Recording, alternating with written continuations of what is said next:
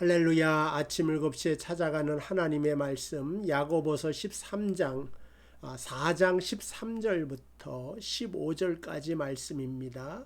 들으라. 너희 중에 말하기를 오늘이나 내일이나 우리가 어떤 도시에 가서 거기서 1년을 머물며 장사하여 이익을 보리라 하는 자들아, 내일 일을 너희가 알지 못하는도다. 너희 생명이 무엇이냐? 너희는 잠깐 보이다가 없어지는 앙겐이라. 너희가 도리어 말하기를 주의 뜻이면 우리가 살기도 하고 이것이나 저것을 하리라 할 것 이거늘. 자, 오늘 여기까지 보도록 하겠습니다. 야고보서는 믿음 있는 자와 없는 자, 이 두 사람을 구분합니다. 믿음 있다고 해도 그 믿음이 참된 것인가, 진정한 것인가, 살아있는 믿음인가를 구분하여 있는 자와 없는 자 두 종류의 사람이 있다라고 하는 것을 알려주고 있습니다. 그래서 많은 사람이 스스로 믿음을 가졌다고 하지만 하나님 말씀에 비추어 보면 그것은 거짓된 것이고 옳지 못하다 하는 것을 그동안 설명해 왔습니다. 그럼 또다시 오늘 그것에 대하여 잠깐 살펴보면 오늘 말씀 15절을 보니까 들으라 이렇게 시작을 합니다. 이것은 우리를 주의를 환기시키며 말씀을 듣는 자의 관심을 모으는 행동이라고 볼 수가 있죠. 그래서 구약의 선지자들이 임박한 하나님의 심판을 경고할 때에 이렇게 말하기도 했습니다. 그래서 말씀에 어떤 사람들이 말합니다. 오늘이나 내일이나 우리가 어떤 도시에 가서 거기서 1년을 머물며 장사하여 이익을 보리라.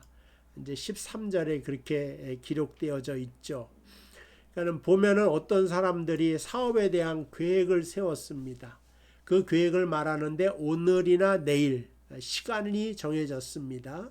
어떤 도시에 간다. 장소도 결정합니다. 1년을 머문다. 기간도 결정합니다. 장사를 하자. 그러니까 계획, 방법도 결정을 하죠. 이익을 보리라. 결과도 예상해 봅니다. 그러니까 이 말씀을 보면 이 사람은 참 신중하고 계획을 잘 세운 지혜로운 사람 같습니다. 그런데 이 계획에 어떤 문제가 있다는 것입니다. 시간도 정하고 장소 결과도 예상할 수 있고 당연한 것이죠. 우리가 장사를 계획한다면 어떻게 하시겠습니까? 어떤 장사할까? 시간, 장소, 결과를 다 예상하지 않겠습니까? 그러니까 이 사람은 지혜로운 사람입니다. 그러나 본문에서 야고보는 계획하는 것이 나쁘다고 이야기하는 것이 아니고 혹은 장사하여 이익을 남기는 것이 옳지 않다는 것을 말하고 싶은 것이 아닙니다. 사업에 있어서 이러한 모든 것은 다 정상적이고 필요한 것이다. 그런데 문제가 되는 것은 야고보가 지적하는 것은 그의 계획에 하나님이 빠져 있다 하는 것입니다. 그러니까 지혜가 없으면 지혜의 근본인 하나님께 모든 걸 맡기라. 이것이 야고보의 지혜가 아니겠습니까? 그런데 이 사람은 계획을 세우는데 그 속에 하나님이 없습니다. 마치 모든 일들은 자기 손안에 이루어지는 것처럼 자기 생각대로 자기의 계획대로 다 이루어질 것처럼 생각을 하고 하나님을 잊어버리는 교만한 사람이었다는 것입니다. 누가복음 12장에도 예수님께서 말씀하신 어리석은 부자에 대해서 우리는 그가 곡식도 쌓아두고 쌓아둘 곳이 없어 자신의 곡간을 헐고 또 크게 짓는 계획을 짰습니다. 그리고 평안히 먹고 쉬고 즐기자 자기의 영혼에게 말하죠. 그때 하나님이 내 생명을 오늘 밤 취하리니. 이렇게 되면 그가 가진 것이 누구의 것이 되겠습니까? 아무도 알지 못하는 거죠. 이게 바로 어리석은 부자의 비유 아니겠습니까? 그러니까 오늘 장사하는 이 사람도 모든 것이 완벽하다고 느끼지만 그 속에 하나님이 없으므로 어리석은 사람이요 믿음이 없는 사람이다. 불신자와 같다. 이렇게 말하고 있는 것입니다. 야고보는 자신의 위치를 망각하고 하나님의 자리에 앉은 자들, 교만한 자들을 향해 말하고 있습니다. 하나님 말씀보다 자신의 생각과 관점, 자신의 지식을 더 중요하게 생각하는 사람을 향하여 너희들이 가진 건 참 믿음이 아니다. 세상적인 얄팍한 지식과 지혜에 불과하다. 이렇게 말하고 있는 것입니다. 예수님을 믿는다고 말하는 사람에게서 예수님을 찾아볼 수가 없는 세상에 살고 있죠. 야고보는 그것을 지금 말하고 있습니다. 믿는다 하면서 왜 네 속에 하나님이 없냐? 믿는다 하면서 왜 예수 그리스도를 찾아볼 수가 없냐?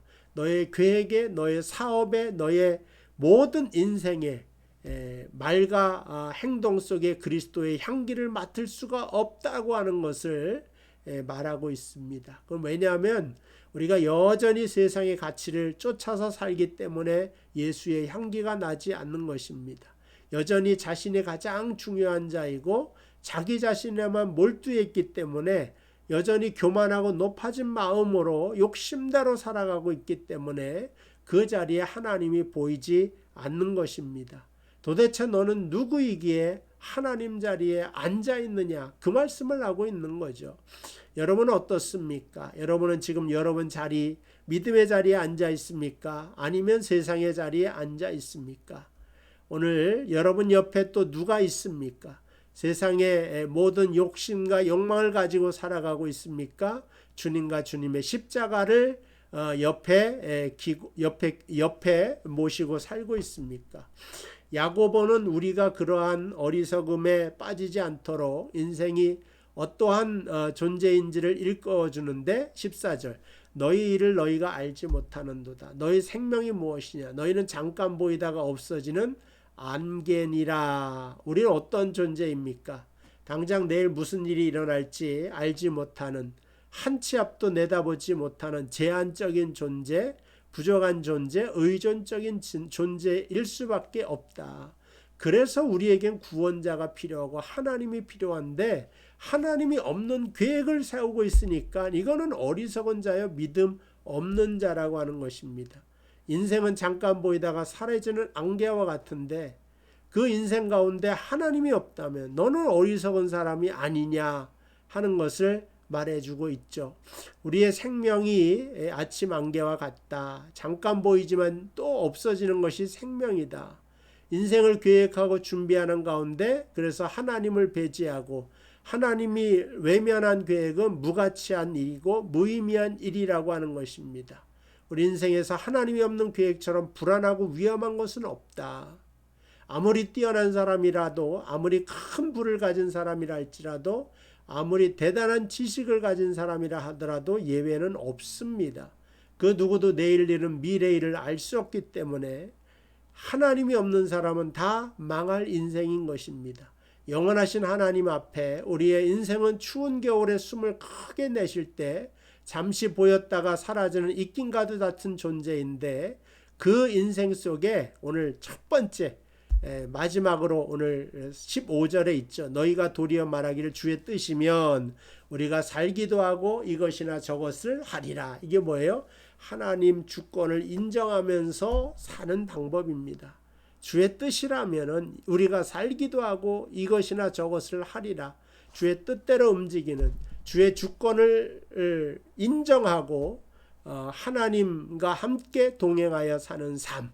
오늘 이 믿음으로 저와 여러분을 초대하고 있습니다. 내가 주님을 사랑합니다. 주님은 나의 힘이 되어 주십니다. 라고 시편 18편 1절에 말하고 있죠. 하나님은 여러분의 힘이 되어 주실 것입니다. 하나님을 사랑하고 주님을 사랑하는 굳센 믿음으로 오늘 하루도 승리하는 저와 여러분들 되시기를 주님의 이름으로 축복을 드립니다. 기도하겠습니다. 하나님 아버지 은혜와 사랑을 감사합니다. 오늘도 우리가 믿음 없는 자가 아니라 믿음 있는 자로 살게 하시고 참된 믿음으로 세상과 싸워 승리할 수 있도록 인도하여 주시고 우리 사랑하는 모든 명성교회 성도들 주님에게 주권을 인정하며 주님께 모든 것을 맡기며 나의 힘이 되신 여호와 하나님을 의지하여 오늘도 믿음으로 살게 하옵소서. 예수님의 이름으로 기도하옵나이다. 아멘. 감사합니다. 내일 뵙겠습니다.